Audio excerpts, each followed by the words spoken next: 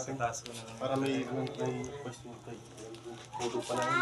Pa na Ilang mo kung Yung pangako mo dyan, pogi. Ngunit daw si Ian. Ay, magandang gabi. Siya po, siya po. Magandang umaga, Nay. Umaga. Kumusta po? Mabuti naman. Nasaan na daw yung pangako mo, Pats? Gaya po ng sinabi namin, kumusta ka na po ngayon? Yan. Pero Nay, parang nababasa kayo dito po. hindi naman sir, linagyan ko ng konting ano doon sa taas. Sakto lang yung luna, sir. Yung unang...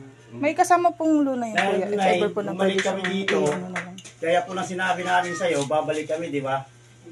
Para magbigay sa'yo ng kahit kunting tulong lang, no? Opo, meron po tayong electric fan. Gaya po ng mga hiniling mo dati, di ba? Meron ba dyan? Ayan. Para hindi na po medyo Bumalik ka, Nay.